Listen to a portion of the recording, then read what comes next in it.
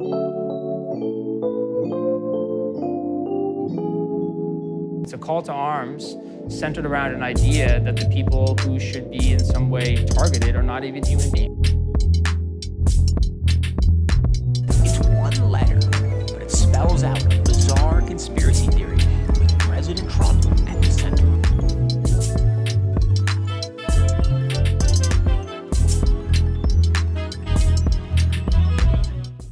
Thank you for listening to The Walt Weekly with your host, Walter Latham Sr., and co-host, Michelle Sweeney McCombs.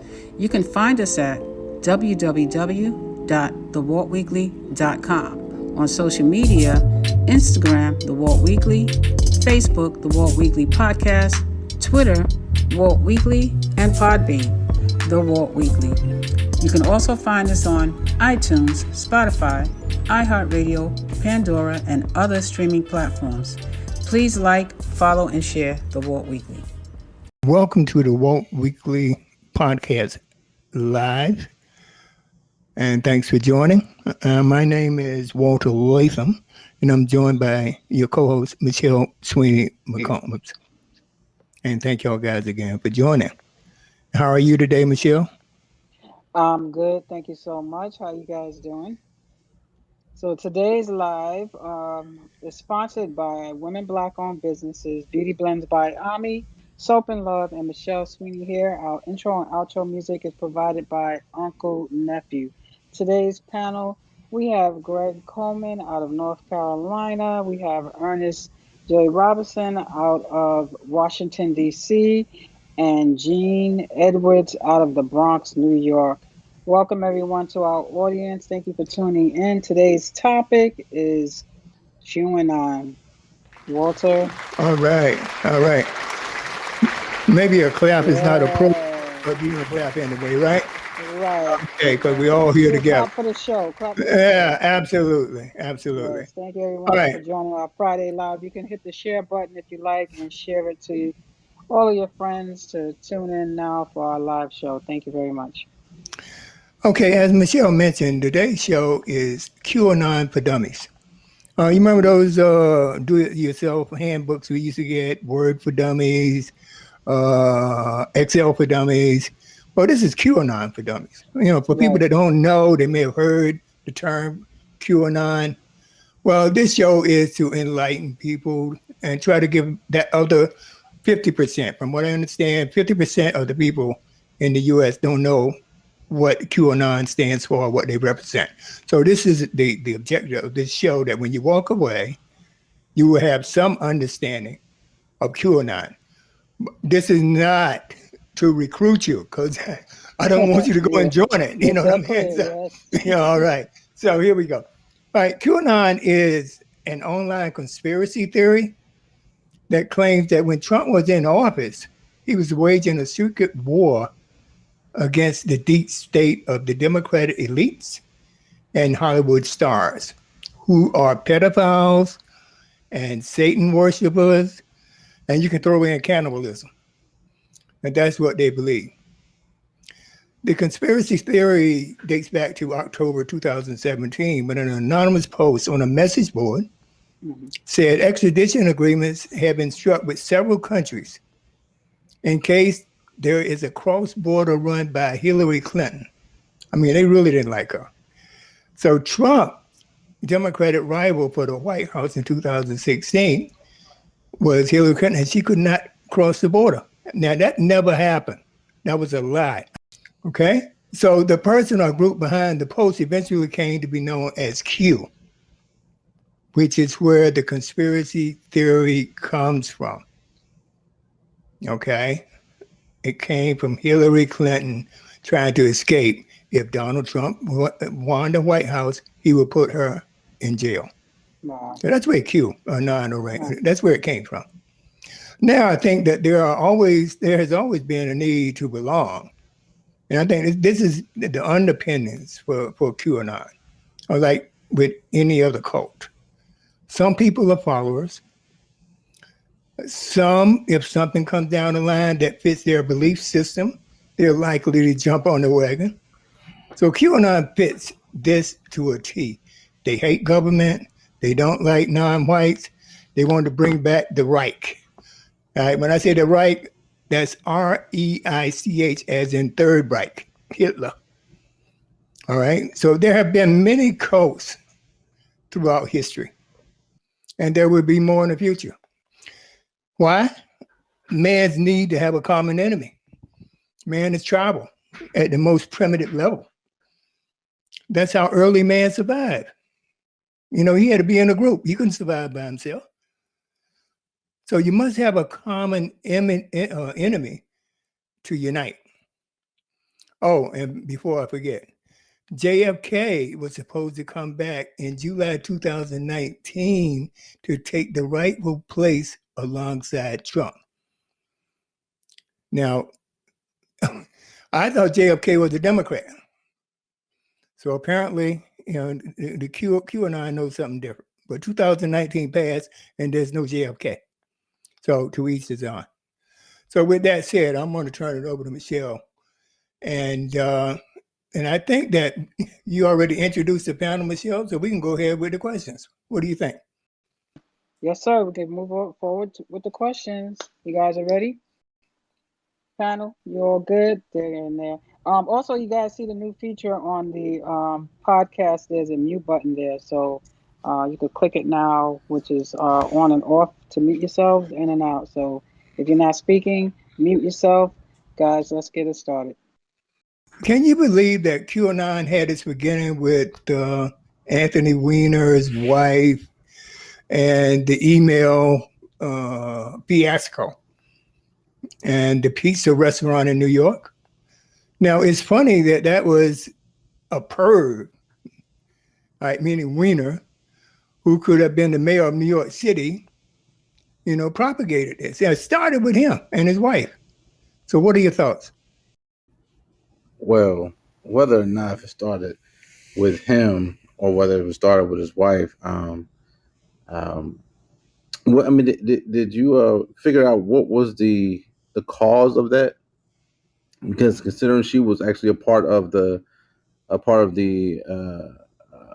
Obama administration, correct? Right. She was a part of the Obama administration, and the email server, when they started going through those emails, all right, that's when it started. And then they pinpointed this pizzeria or pizza place in New York City as supposedly the headquarters of this smuggling of women and all the things that I called out just now. But originated with the Podesta emails. Yeah, I mean, Right. it was because of that WikiLeaks hack that they hacked John Podesta's email account, and there was a lot of conversations between Podesta and Clinton of possibly meeting over pizza, and I think one thing led to another. The conspiracy theorists was saying that pizza was a code for children. So then it kind of went crazy from there. And I remember seeing the logo on YouTube. I listened to a few of those some years back where you had on YouTube, you just had the logo was a black background with a white, human looking, not a face, but a human shape in the middle. And the voice was disguised.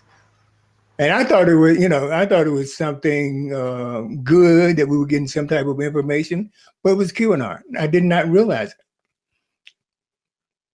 Yeah, I never put that together either. I never observed that before. So with QAnon, it started with a post from a person claiming that Hillary Clinton and others were part of a cabal. All right, and that cabal consisted of pedophiles, Satan worshipers that were running a global child trafficking ring, and on top of that, plotted against Trump while he was in office. Yeah, So, conspiracies. so the thing is, I mean, one, we want to make sure that when we talk to the people, that we define some of the things that we're talking about, because First time some people may have heard QAnon. First time some people may have heard the word cabal. Right. So the word it's a secret political faction, a group of people that basically are united and in close design usually promote their own private views and ideologies. So to the definition, a lot of things could actually be a cabal. I think that a lot of people wound up putting negative connotations on certain things. And I think it's just important to make sure that we put things in context. Now, that being said, uh, the those who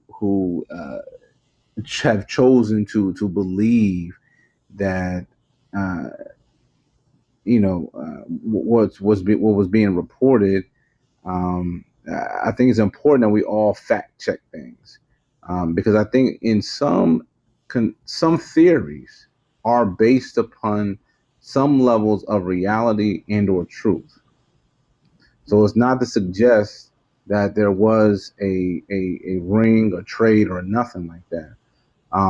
But I just want people to be to get their own information before making a conclusion, because someone may use the word conspiracy theory, and understanding that conspiracy in itself just means two people have conspired or in work or in concert together to being able to do something. A theory is a thought of how something or an action takes place. So everything, unless you know the facts, is a conspiracy theory. So I just want to put it in context when people are consuming this and listening to it, when they're making determinations, and not to be so quick to judge somebody or judge an action that's being taken place, and being able to look at it at the full view for what it actually is. Because when you have an investigation, guess what? All they have is a conspiracy theory. And that's exactly what it is. And it's a legal, legitimate term used to being able to process and finding out what the truth actually is. Mm-hmm. So I agree with you. Context. Oh, yeah. Thanks for clarifying that, Ernest. Thank you very much. Hey, I Walter, appreciate that. Walter, to piggyback off of what Ernest said so eloquently, in the words of Dr. Amos Wilson, and I quote, "Do not worry about conspiracies, because by the time you find out what the conspiracy is and who the conspirators are, it's too late." End quote. Mm-hmm. Okay, I agree. Thank you. Yeah. All right, now, a conspiracy, the A9 or QA9 should be on the terrorist by the FBI, should be designated terrorism. Okay, now, what would make the FBI conclude that they were terrorists? that is so.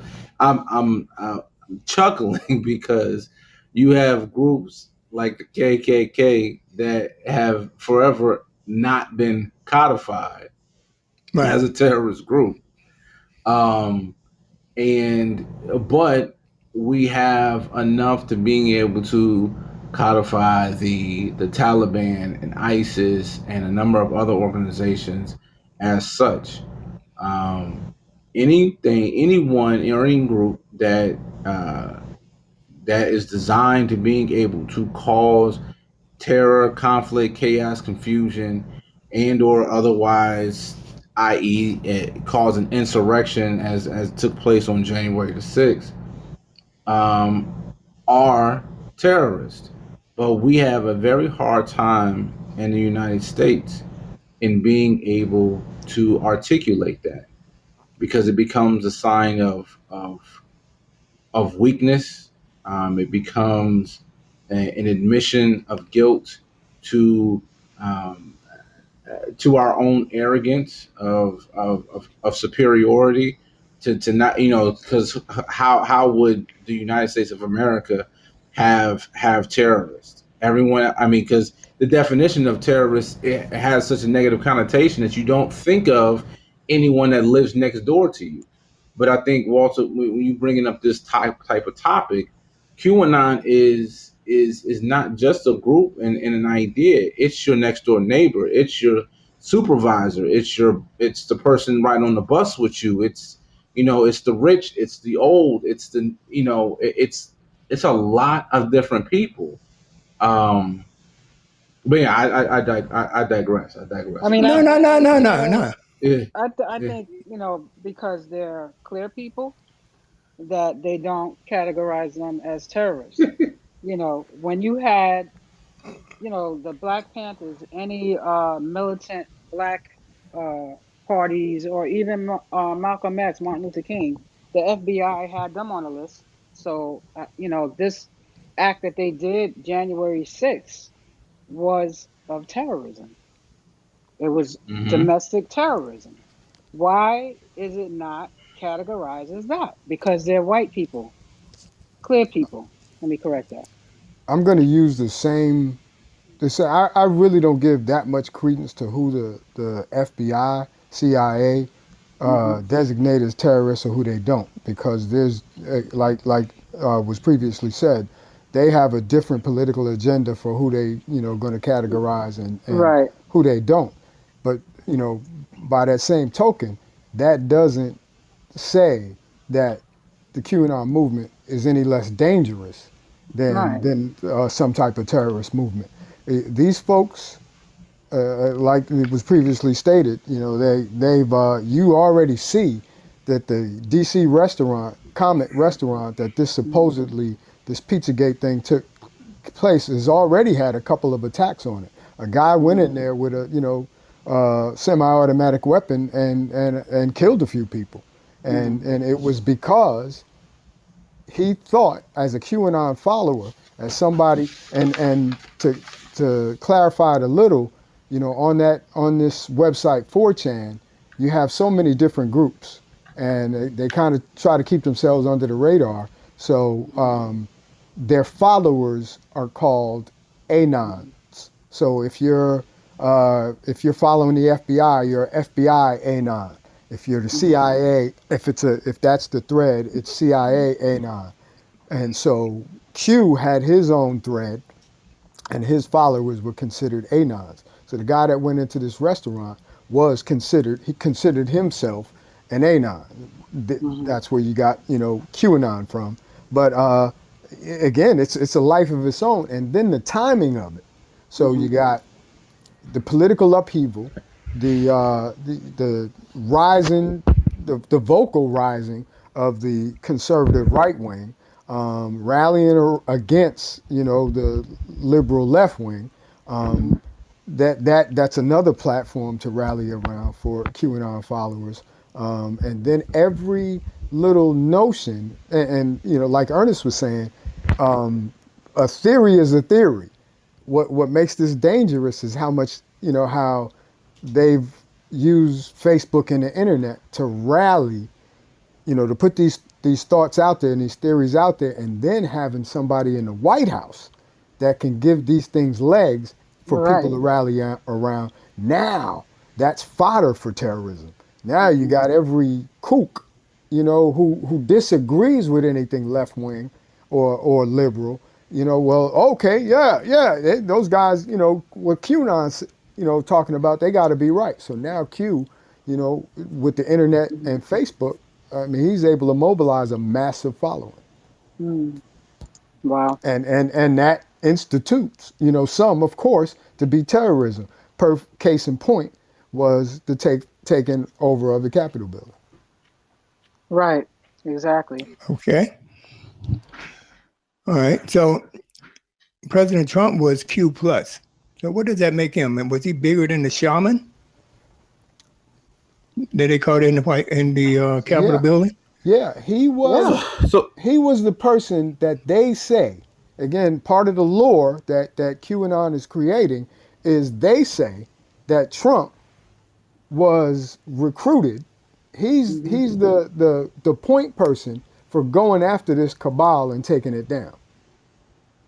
He's the point person. So they say that he's the one to rally around, and Mhm. he jumped on the bandwagon. Okay. look, Yeah. All we right. Go ahead, we Ernst. we have all kinds of cult leaders before, Mhm. Mhm. and and people believe in the idea, but they follow and or worship the person. So you had Charles Manson, you had Jim Jones, Right. you had a number of people That is who so right, have Dennis. right. So Mhm. so QAnon itself is the philosophy, it's the idea, and I think sometimes even though we may try to categorize individuals as right wing extremists because some of the philosophies may align with that. I think that in itself may be dangerous because many of those people, I think Walter, you had already alluded to, just want to be a part of something. So it's not that that they have any vested interest in actual policy. So when we're talking about right wing, we're associating them with political interests, and they may not have any political interests. Their interest is in whatever is destruction. It's going against government. It's having it this way or that way. It it's confusing, and I think one because we don't necessarily really have an identity on the context and history of the difference in our parties to begin with. To suggest that JFK, who on paper, yes, was a Democrat, and for the most part was very much in line with the way that Democrats would identify today, but just 5 years prior to that, a Democrat, or prior to FDR, and we'll actually go back to Abraham Lincoln, who was a Republican, and the Democrats were the ones who were fighting for slavery, and the Republicans were the ones that freed the slaves. But that ideology wouldn't match up with what's happening today. Right. So I think that it's kind of dangerous when we do that because it's kind of forcing people into a corner in some cases, and then identify people for I would probably say more ignorance than anything. Yeah, you make a good point, Ernest, because, and I should be more specific when I say, the people that have popularized this movement are not necessarily the people that have either a left wing or a right wing philosophy.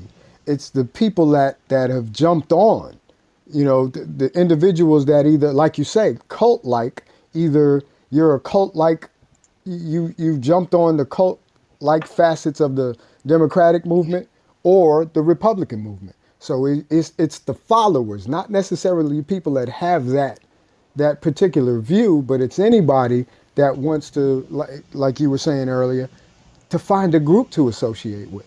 So Also, this might be also, a conservative talking point or right-wing talking points that they're rallying around, but they've rallied around this particular talking point to rally against another. Also, folks, Okay. you have to remember that QAnon really exploded during the pandemic last year because people were just sitting around at home with nothing to do. Yeah. And we all know that an idle mind is the devil's playground. And if you hear sirens in the background, it's very typical of the Bronx. So I apologize for that. No. Gene, I think that's understood. a great Understandable. point. You're absolutely right. That's what intensified it, is sitting home during the pandemic. Yeah, that's and people are reading emails and asking questions about conspiracy. Like I saw some of this coverage on the national news. Whether it was Lester Holt on NBC or David Muir on ABC, and they were interviewing these people, and these people would get emails or they would have a friend or a neighbor talk about QAnon, and they really believe this stuff. And then when asked, what's their life like, they would say that that they're out of work and they're home all the time. And like I said, the idle mind's a devil playground. Also, not to just bash the Republicans and QAnon, the Democrats, we have our own demon. We have something called the DSA, which is the Democratic Socialists of America. They exploded and really severed the Democratic Party with all type of conspiracy theories and things like that. And most of them are Bernie Sanders supporters and things of that nature. And I'm gonna save the rest because I'm sure that will be another show for you, Walter and Michelle. No, okay. No, thank you. Right. Thank you. Thank you. All right. What I would like to point out, and I agree with both Ernest and Greg, I agree with the clarifications that y'all guys made. But if you are a follower of QAnon, all right, and you're one of the millions, they have millions of followers on Facebook. Maybe Facebook took it down. But the mere thought of you agreeing and following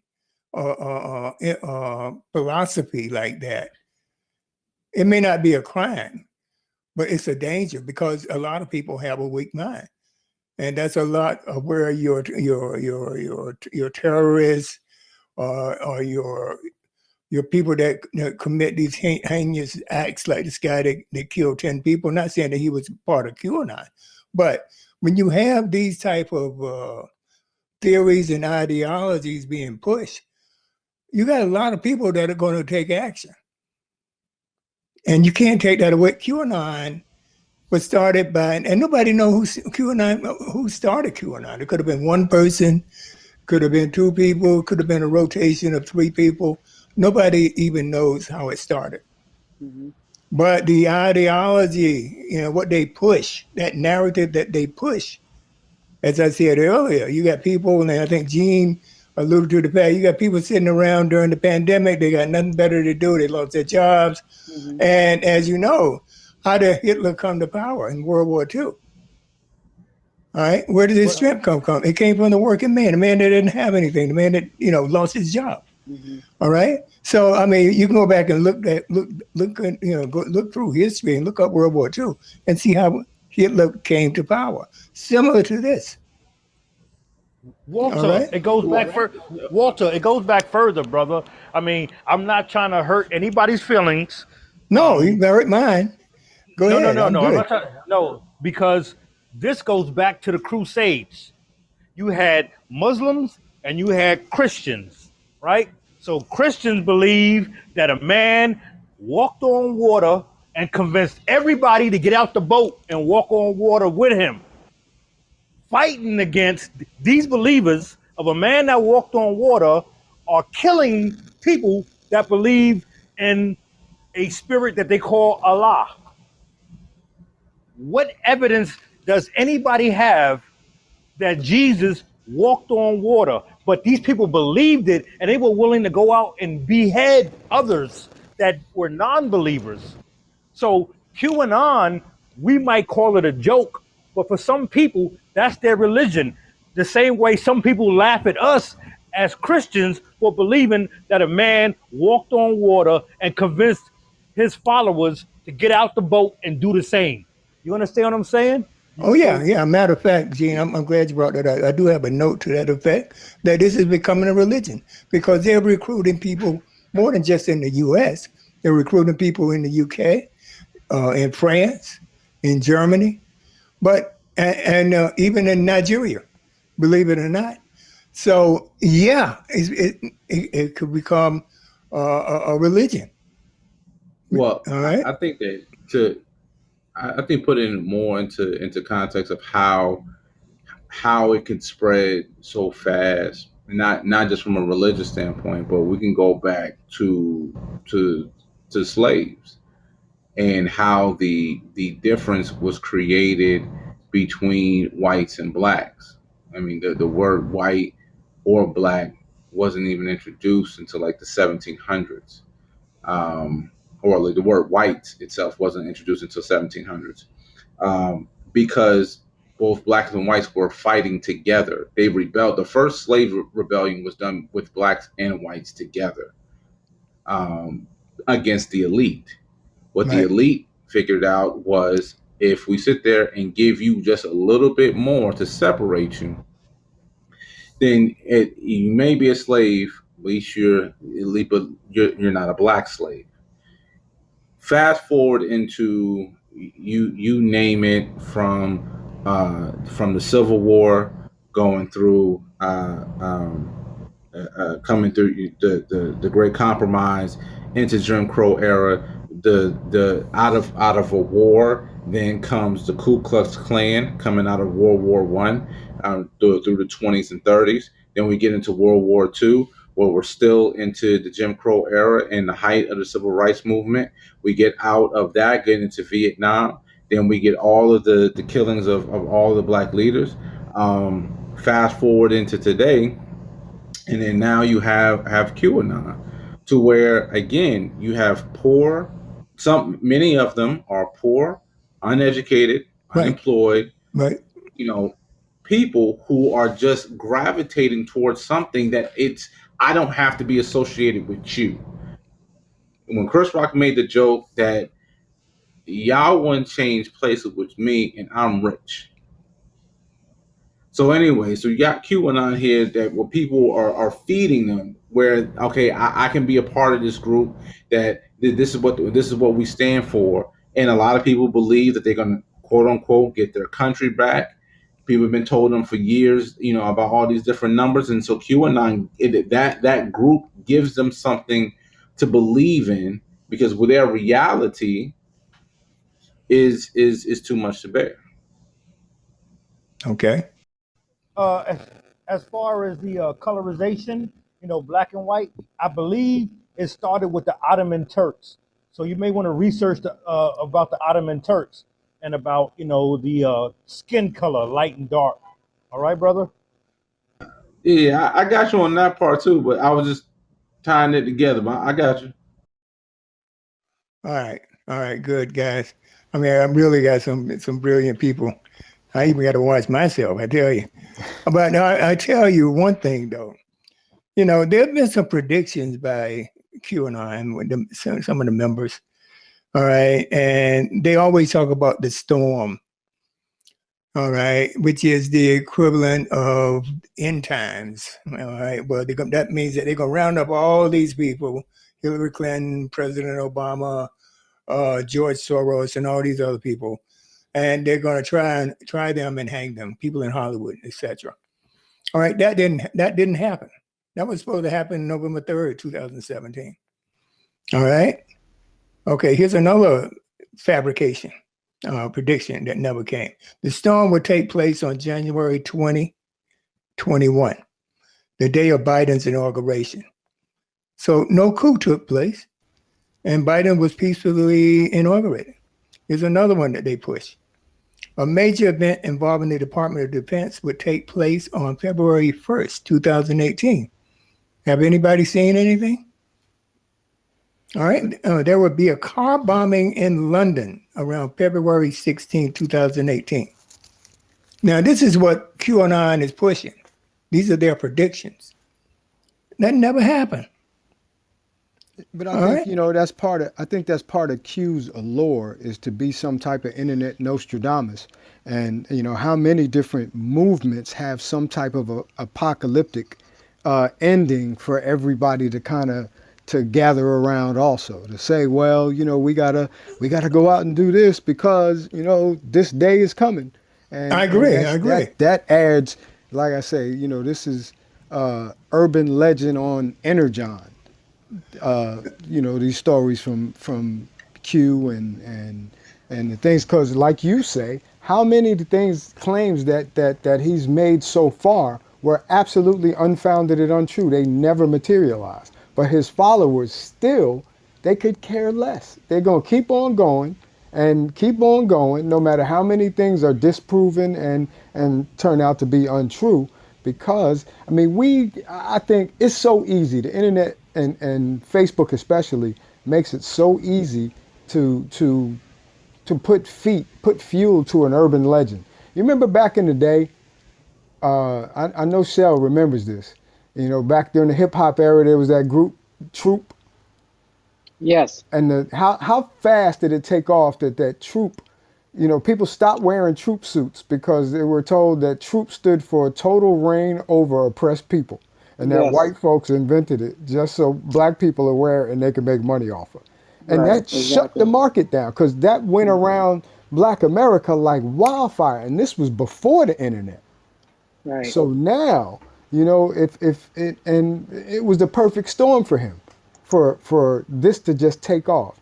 Facebook, social media, COVID, the 2020 election, the upcoming 2020 election. This is all, people were already super polarized. So you didn't need too much to polarize them further. And here he goes.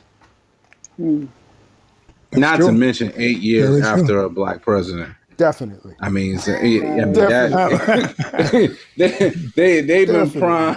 They've been prime since 2007 when 2008 when it was announced that he won. And so this has been a long time coming. Yeah, that was the For this to happen. foundation of the polarization there. You're absolutely right. Well, I mean, I used to, you know, I think y'all guys could probably tie the knot on this. I mean, see that if it wasn't for Bush being so bad as a president, you wouldn't have had President Obama. No, right? And if you didn't have President Obama, you wouldn't have Trump. I believe that very seriously. I can't necessarily agree with that because I don't see how President Bush was that bad. I served in the military, actually signed under Bill Clinton, served under George Bush and President Obama. After coming back from Iraq, yeah, I questioned why we was in Iraq and everything else, but I don't see where he was that terrible. Well, and if I would have voted myself and on front in the very, very beginning was supporting John McCain just for the simple fact that he served in the military and was a prisoner of war, because I knew nothing about a Senator Obama. And I was a first time presidential voter that year, and if it wasn't for the simple fact that he picked Palin as his running mate, he probably would have had the vote. He probably would have. Yeah, he probably would have won. I agree with you, Ernest. You're not alone, because John McCain was a fighter pilot in the Navy, and my first tour of combat, I sailed on the USS Eisenhower, which was a nuclear aircraft carrier. So John McCain always had a special place in my heart. And like you said, had he not chosen Sarah Palin, I probably would have leaned towards John McCain, because at least I knew who he was. I had no idea who this guy with a funny name was, whose middle name was Hussein, you know? All right. I agree. But this takes me back to when I was working at the Reserve. Y'all guys probably haven't heard. It was an asset management firm. All right. And the head of product management. I was a product manager reporting to the head of product management. Every week we had our one-on-ones. All right. And in the last 2 hours, we'll be talking. I guess he's trying to understand where I'm coming from. I'm trying to understand where he's coming from, but not business related. Dashboard, product rollout, all that kind of stuff. That was irrelevant. And I remember we were talking about the election. Back then, John McCain, Sarah Palin against Barack Obama and Joe Biden. And he said that at least Sarah Palin had executive experience. I said, she comes from a trailer park. She shouldn't even be there. Yeah. You know what I mean? That's what I told him. I mean, this is my boss. All right. And I'm the only, to be very honest, I was the highest ranking black person in the company. All right. But I had to tell him the truth. I've never backed down from the truth. I shut my mouth if I had to. But I did tell him that Sarah Palin was trailer trash, and that's what took John McCain down. Sure was. Mm-hmm. All right. And we digress. We are digressing here. But everything is relative. I do want to say that I hope the audience got an understanding of how QAnon originated, what their ideology is, okay, and the future of that group, because as I said, they want the right to come back. They're all right. They got millions of followers. So you got, and if you look at some of the things that they push, their narrative, we don't fare well. Okay, we don't fare well. And you know what, Walter? I just want to say this real quick.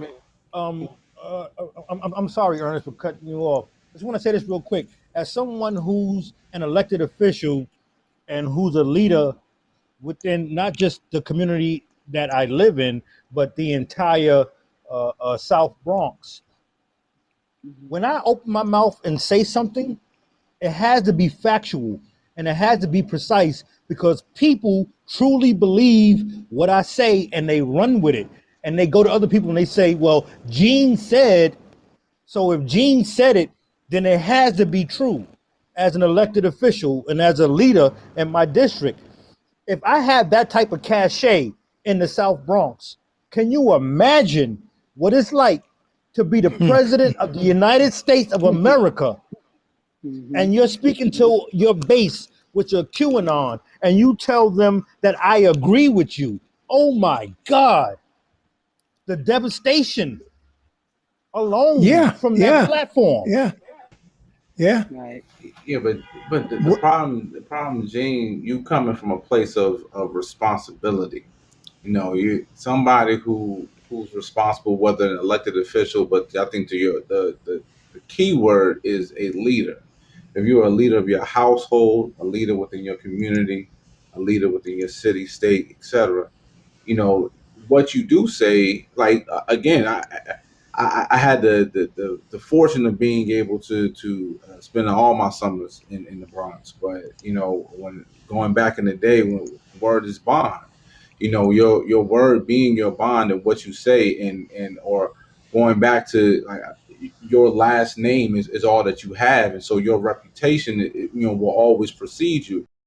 But I think for someone, like yourself, I mean, again, we're taking it from a responsible standpoint. So I understand, but someone who is drunken for or thirsty for attention and to be celebrated, it's a totally different thing, and it can definitely be misused and abused.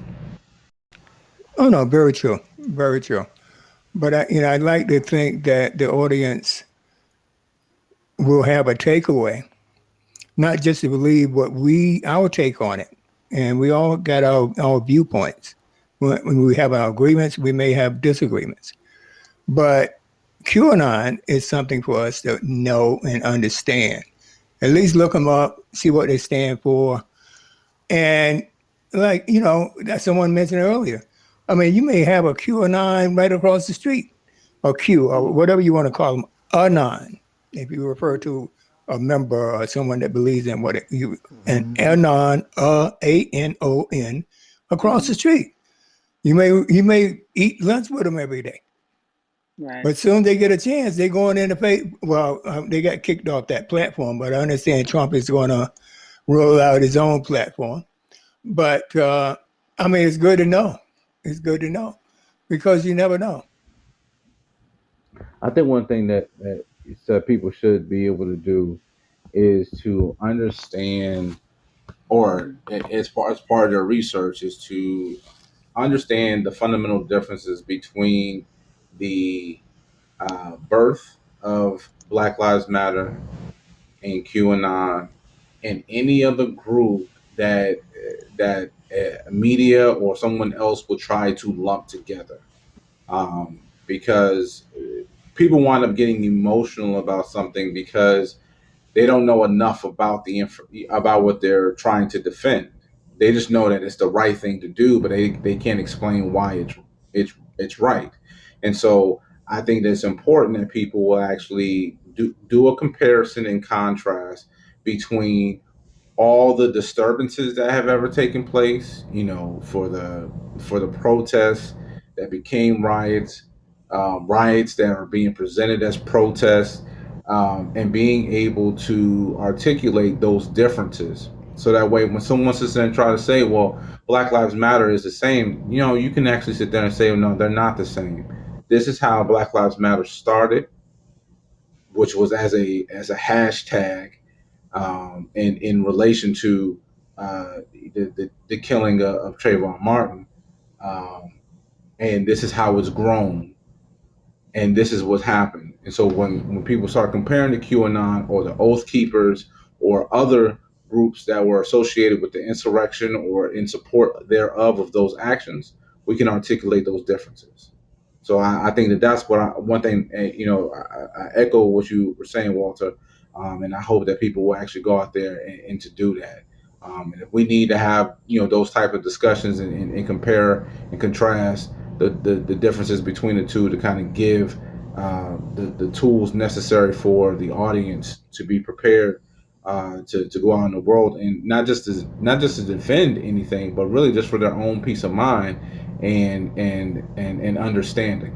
So, but thank you for giving us all the opportunity of being able to have these tough discussions.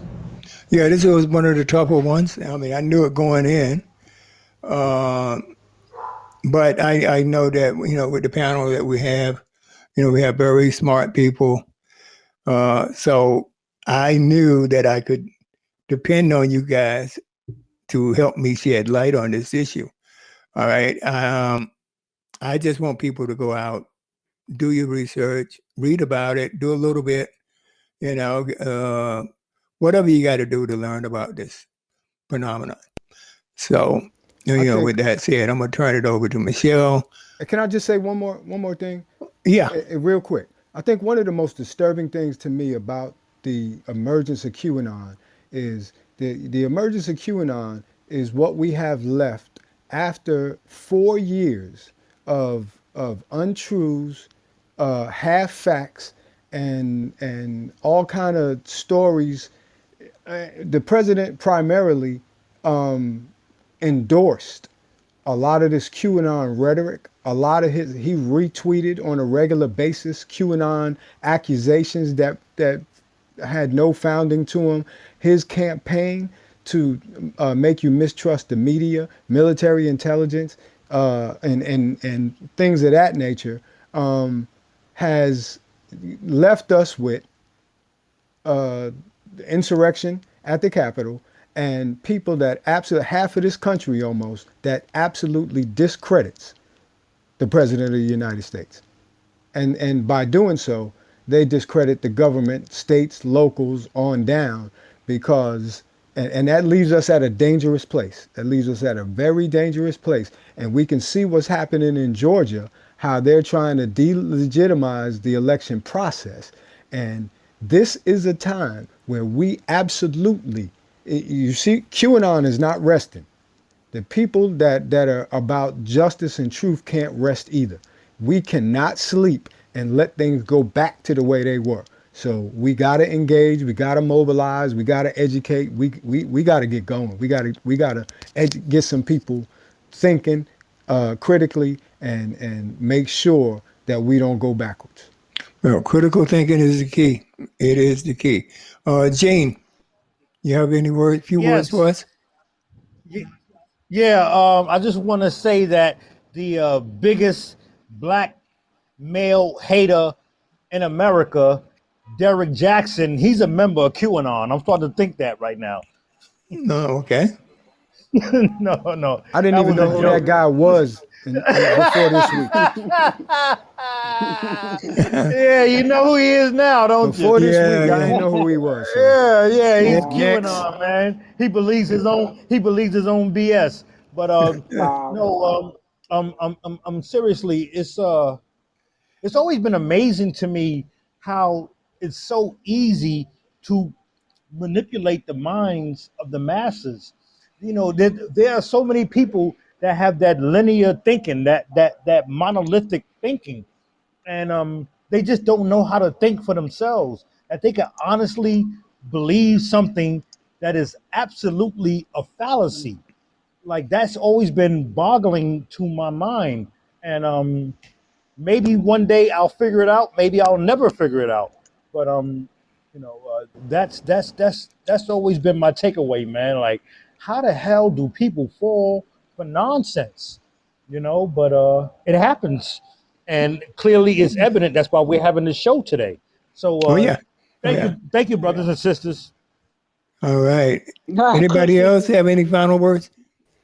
He's been commenting, but I want to read what he just wrote. He Okay. said these people were desperate to have a movement, no matter if it's rooted in fact or not. They just want to belong and feel their whiteness still matters. Yeah, Yeah, I guess, I agree. I black, agree. A we lot of them getting are too like much that. attention. Yeah. A lot of Clear them are like people that. just, clear people have issues. Okay. Yeah, last thing I Ernest? would say, last thing is that what Gina said about the way that people think, right? And the thing is I think sometimes people try so hard to be different, right? Instead of having an understanding. So there are people who are out there who are just contrarians. That just no matter what is right, they want to. If it's right, they want to go left. If it's up, they want to be down. If it's if people are being cordial, they want to bring chaos. And sometimes I think people are really just like that to an extreme. Um, but I think that we have to. I think one thing that's important out of this is that we have to do more within our communities. We have to become more self-reliant. We have to do more in educating, and not just in a philosophical way, but a practical way, like being able to show people. Like the one thing that made the Black Panthers so dangerous, one thing that made Malcolm X so dangerous, and the Nation of Islam so dangerous with their schools, when they taught and they brought young men and young women, they started those after school programs. So a lot of those things, some of those and programs still exist. A lot of those leaders are still out there, but I think that we need to be able to do more, create more, and then also be sympathetic and empathetic to those who are kind of lost right now. So that way we don't become what we despise. Okay. All right. Michelle? Yes, no, they pretty much summed it up. Thank you Okay. guys. Okay. But I really like this show. I think this is one of our better ones. Hmm. And the I knowledge learned a that lot. the panel came to the show with, phenomenal, guys. So thank you, everybody. Have a great weekend, and we'll see you next Friday. And I'm looking to see you, hear from you, Michelle, if possible. If not, then we'll take it. Yes, We'll take it the from there. guys will handle it. Yes, I Yeah, appreciate you guys. no Yeah, problem. All right, you have you a have a safe great trip. weekend. Everybody Thank have a you. good one. All right. Thank you. Okay. Good Cool. night, everybody. All right. Okay, Good night. Have a nice weekend. Bye bye. Peace and bye-bye. blessings.